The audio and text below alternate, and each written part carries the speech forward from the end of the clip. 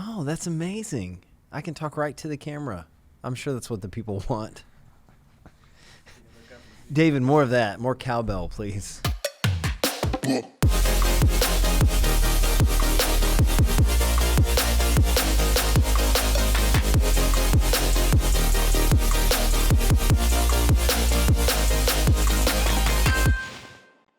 Let's go. Welcome to HawkPodcast number 12. Which, if you're following, that means we've completed number 11 and we've started number 12. So we're glad you're with us here. We are coming to you live from Dallas, Texas, in the data center Hawk headquarters. So, the benefit for being a team member here is you get to, by osmosis, get to just hear and take in all things data center related. So anyway, we're glad you're here. If you're new to the podcast, welcome. One of the things that we do here at Data Center Hawk with our podcast is talk about industry topics that will have an impact on the data center industry over the next several years and down the road moving forward. And so every time that we spend time on our podcast, it's traditionally talking about something like that. There's other episodes where we will actually focus on a specific data center market. We track, I guess now over 40 different data center markets throughout the U.S., Canada, and Europe. And so a lot of our discussion is around how these markets are growing, some of the interesting trends that are taking place within each one of the different data center markets that we do track. You can find more online at datacenterhawk.com. But today we are talking about something that is already impacting the data center industry and will for sure in the foreseeable future. So what we're going to talk about today is artificial intelligence. Dun, dun, dun. You can put something in the music. No, we're talking about artificial intelligence. We're talking about AI and how that is impacting the data center industry. But really, I want to dig into some of the trends that we think will take place in the future moving forward. And all of these directly and indirectly impact, the data center space. So one of the things I want to start off with today is talking about how AI is used in different industries today. So AI is, kind of a big concept, big thought topic, but it's very there's ways it's being used that are very practical and actually we interface with every day. So I want to highlight some of those and some of the key industries that are out there today. And then I want to talk about 4 upcoming AI trends. So 4 things that will happen in AI that will directly impact the data center industry moving forward. So as I mentioned, one of the really interesting components about artificial intelligence is how it's impacting the business world today. And it certainly has an impact on consumers today. In fact, just yesterday, if you are on social media, you know that the Face app was, it certainly wasn't unveiled yesterday, but it was, I would say, highly publicized and used by many people yesterday through social media. And so this, for those of you that don't know, this is an app where you can take a picture or utilize a picture on your phone, and this app allows you to actually change the face of the person that is in that picture. So you can add, different smile to the person. You can add different hair, facial hair for people like me that can't grow facial hair, and or the thing that you really saw was this was an aging software, or there's an aging part of this app that allows you to basically make yourself look 20 to 40 years older. And so, and it looks real. I mean, it is legit. You see a picture of the person and you go, I could see them, looking like that. It does stuff with hair and wrinkles and all that stuff. So very interesting. So AI is definitely in our world, today, but I want to highlight a couple of things as it relates to the industries that we're seeing it in, and just some studies that show how much, when used correctly, this can impact different industries. So the first thing I want to cover is the retail industry. This was the retail industry has been somewhat in decline because of the way that different websites have been able to sell differently than like big box stores. But a study in late 2018 by Capgemini, and they actually through this study surveyed 400 retail executives, and then the results came in, and they basically concluded that over the next several years, AI could save retailers up to $340 billion with a B, through just supply chain savings and returns. And so there's like, a number of different ways that would happen. Again, this is just, I've done no research on the Amazon piece of this, but, they've probably used AI more effectively than any retailers out there with where their distribution facilities are, their fulfillment centers are, how they bring inventory to certain markets and their delivery systems. But there's obviously a lot of disruption that can still take place within the retail industry related to AI. But that's just some of the things, again, supply chain savings, return on different items, et cetera. So you're already seeing it take place in the retail industry, and there's a large opportunity there as well. From a healthcare perspective, so I thought this was fascinating. A market research report published by a company called Report Linker at the beginning of 2019 stated that they believe the healthcare AI market would go from, in 2018, $2.1 billion to $36.1 billion in 2025. So again, that's $2.1 billion in 2018 to $36.1 billion in 2025, which is just such a large curve of growth. But this is, obviously the healthcare industry, there's just so much information, so much data. You've been in a doctor's appointment where, I can't think of how many forms I've filled out on a sheet of paper, with name and all the, stuff that you have to fill out. And every time I do that, I'm like, are we still here? Are we still doing the sheet of paper thing? And that's just obviously basic info, but all of the other, information that healthcare companies collect, and then just from a medical perspective, there's like high value in being able to understand trends and things that are taking place with illnesses and how to better correct those. So that's another, significant way where AI can be helpful in the healthcare industry, and it obviously there's a huge growth opportunity in that market. Then I wanted to highlight the financial industry. So AI has had a big impact on the financial space, probably in good and, bad ways. But, basically we've seen AI be highly impactful for fraud detection. So you get that call on your phone and it's like, hey, are you in, Chicago right now buying a $5,000 TV at Best Buy? I was like, no. And they're like, okay, well, we're going to cancel your card and take care of that. So we've all gotten calls like that or similar to that where, credit card numbers get, taken. And there's certain things that these companies are now doing to actually detect that fraud even before it takes place.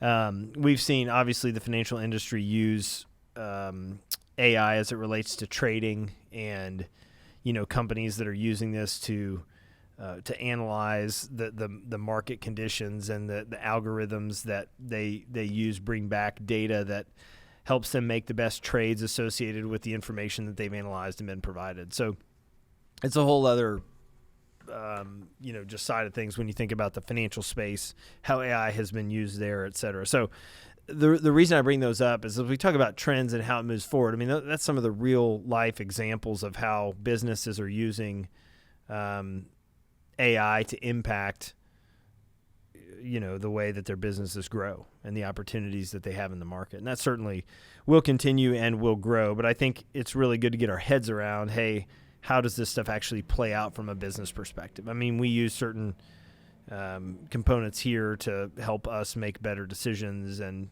in a more timely manner. So a couple of quick takeaways just with AI in 2019 that I would suggest. When you think about any type of like adoption of technology, there's this technology adoption curve. So we're going to nerd out for a second. And if you're if you're in this world, you know what that curve is. But basically, when you deliver different technology to the market, there's 5 different categories that people are typically placed within. And that's your innovators, your early adopters, your early majority, your late majority, and laggards. So, you play that out on any type of technology that's delivered to the market, and you can kind of see both as a person what this is kind of like the Enneagram of technology, I would say. Which are you? Which, from a personal perspective, which one of those do you fall into? Do you love to get your hands on new technology, or are you always at the back end saying, hey, I like the system that I have and I'll adapt later on? But same thing from a business perspective. And a lot of that depends on the personalities of the leaders and how they want to move forward. But I think you can see companies in each one of these, for sure you can see companies in each category related to the way they adopt technology and the way they adopt AI. And the majority of the companies typically are in that early adopter to late majority stage. And the smaller amounts are at the innovator and laggard stage. But the reality is that we're seeing more businesses today use AI in different ways. There are still companies that are dipping their toe in the water, and then I would say there's a smaller group that is working into having AI deployed into every aspect of their business. It's kind of gone all in on what they're doing. Google, Amazon, Apple, IBM, Microsoft investing large amounts of funds towards the research and development of AI. And when they do that, it really allows for other businesses to benefit off of what they learn in the research and development that's taking place. But as those things happen, there's really 4 trends that we think will develop out of that work and develop out of where the market is today with AI. So I want to walk through each one of those trends. And the reason that we do this is because all of this has an impact on the data center space. All of this has an impact on data center growth in Northern Virginia, Chicago, Dallas, Phoenix, Europe, Amsterdam, London, Frankfurt, Singapore. All of the data center infrastructure that's growing is doing so because of the business requirements that come from the maturity of this technology. And I'm not suggesting that we're about to hit an unparalleled path of growth. But what I'm saying is that as companies adopt this technology, it only leads to further growth in the data center market. So here are some trends, 4 upcoming AI trends. Let's roll. The first one is an increase in AI-enabled chips. So really this is going to be made possible by the fact that AI is heavily reliant on processors custom built for it specifically that aid the central processing unit. And so it's just like additional hardware that's required for AI models for training as compared to the most advanced central processing units. And it's one of the reasons that companies like NVIDIA and AMD are growing the way they have. You can just look at their stock prices over the last several years. But those companies are looking to produce chips that will really change the processing speeds of the machines and applications. So this is really, once these AI-enabled chips are deployed more fully and utilized, there's a whole new opportunity for growth. But this kind of stuff covers particular aspects of information handling, such as computer vision, natural language manipulation, as well as speech recognition. So it's, which I guess is a bit scary. We talked about earlier, there's going to be, from the human perspective, there's almost a different reality coming down the road as it relates to AI, with just some of the manipulations that can take place and what we assume to be true because we see it. And obviously, I'm certainly not stating that everything on the internet is true. But there are certain assumptions we make because certain people say them. So we say, hey, they're credible. So we believe that because we see it there. or other places that we would just see something and believe it to be true, and down the road that might not necessarily be true. And I laugh because I think that Face app is a tangible example of that. It's just very, looks very real, but it's very fake.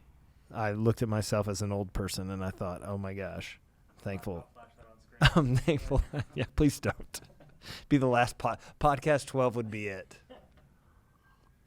It'd be the podcast 12, the finale. I saw a picture of David when he's 70 and I turned it off.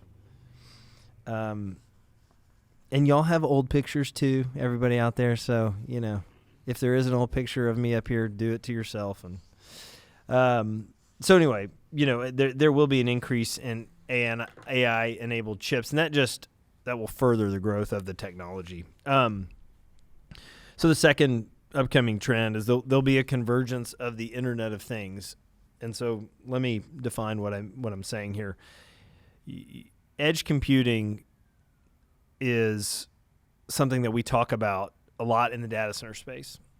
Over the last several years, you've had a number of different companies that have spent a lot of money working to figure out how to serve this technology growth moving forward. We haven't seen what's expected just yet, but these companies are working hard to figure out how do we provide the IT infrastructure on a very spread out, nimble, flexible basis to support some of this growth that could take place. And so at some point, the edge computing is eventually going to become a necessity. One of the things we've seen with the public cloud is it's really unrivaled right now in its ability to store and compute data. But getting the data to the cloud and back is typically limited by, size and speed of light and things like that. So this is an important trend because it's not necessarily the transmission of the data, but for the edge, but the actions taken from the data, because it will act on it as a source and it'll create real-time insights. So again, it's a highly important trend because it's not necessarily just the transmission of the data, but the actions taken from the data. And we've talked about this on the podcast before, but the autonomous car industry, autonomous driving industry is a perfect example of this, where these vehicles are going to be fitted with edge devices that will provide the vehicle's necessary updates it would need to move around, and how quickly can it accommodate unforeseen changes. And that's really, it's one of the things that the industry is testing now, but AI will be helpful in gathering that information and allowing the autonomous driving industry to work correctly. The use of sensors to gather and monitor the feedback as well as the insights from the various data points will be highly valuable and just a whole different market. So, AI will really help bring together, the Internet of Things and how all these different decision points can be made quickly. The third thing that we'll see is an increase in automated machine learning. And, I think we've seen companies really work to create, IBM is a great example of this, but to create, different, using AI to help predict decisions and really create different decisions. But, one of the things that caught my eye the other day, which I thought was a perfect example of this, an increase in automated machine learning was that, so if there's any poker fans out there, Texas Hold'em, I'm not a big, played a little bit of Texas Hold'em, but I'm not a big poker player. But, there's just just print off this news story that says, an AI poker bot is the first to beat professionals at a multiplayer game. And so what they basically did is they took the top 6 poker players out there and they put them up against this superhuman poker playing bot called Pluribus, called Rhett Gill, called Pluribus, which I guess is the name of the technology. And so here's what it says. This superhuman poker playing bot has beaten top human professionals at 6-player no-limit Texas Hold'em poker, the most popular variant of the game. It's the first time that an artificial intelligence program has beaten elite human players at a game with more than 2 players. And the 2 to 6, I think, has to do with all the different decision combinations that can be made.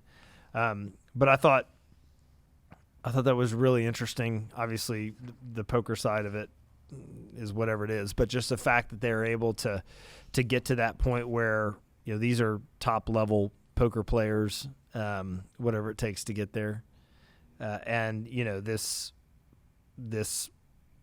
AI bot was able to beat them. So just very, very interesting. So if you think you've got that technology, how do you apply it to other other different opportunities, and how will that provide additional growth in different industries? I mean, there's a number of things to take away from that. But anyway, there'll be an increase in automated machine learning just like this. How can we take human behavior and figure out a way to put it through, a machine? And then the fourth upcoming trend is really the increased use of analytics and AI for monitoring IT operations. And this will involve the increased use of data mining and aggregation tools to gain more transparent information used in business planning. I mean, this really helps, if you think about, if you're listening to this and you're in the IT industry, all the data points, all the things that you're monitoring, there'll be continued focus on that. And AI has certainly been extremely helpful in providing advances in that different industry. And it's going to, directly translate to increased speeds of service delivery, IT efficiency, as well as just a far more superior user experience, which is what most companies are after today, is how do we provide the best experience for the users that we can. And AI really allows companies to get, intelligent insights back to them based off of their environment and what's happening, from a data center infrastructure perspective. So, there's a couple different things. One is just the server optimization that AI can provide. When you think about, how do you predict across server loads the actual size of the requirement, how to make sure the environment is efficient. There's just a number of things from a server perspective that AI can be helpful with. From a data center security perspective, not necessarily the physical side, but just the identification of threats more quickly based on processing large amounts of data, really on the network side as well. I mean, there's some key ways that AI is used from a network perspective to protect, a business and end users' experience and environment. And then just in reducing downtime. Fortunately, the data center industry has, from a human perspective, gotten a lot better at making better decisions, more efficient decisions that reduce downtime. But AI is a tool that certainly can help with that process. And it will, from our perspective, it will continue to. So again, those four trends are, we really think there'll be an increase in AI-enabled chips, a convergence of the Internet of Things, an increase in automated machine learning, an increased use of analytics and artificial intelligence for, monitoring IT operations. Those are some of the trends that we think AI will drive moving forward, and it will certainly impact the data center space. We're seeing it in, multiple ways, in the way that companies are utilizing this information to make better business decisions, and it, is something that this is what the data center industry serves, is these type of environments and this type of technology. So as you think about the retail, healthcare, financial industries moving forward, maybe your company is one of those, there's a lot of different opportunities to utilize AI to help improve business operations and make better decisions. So that's it. That's the way we are looking at AI today and how it will impact the data center industry. If you want more content of ours, you can grab different podcasts that we've done, interviews that we've done at our at our YouTube channel, as well as through Instagram and Facebook and Twitter. But certainly thankful that you are plugging into our podcast. If you have things that you want to hear about on this podcast, let us know, and you can just respond to us in whatever platform you're hearing this, and we'll do our best to work that into our content. So thank you for checking out Hawk Podcast number 12. We'll catch you on the next one.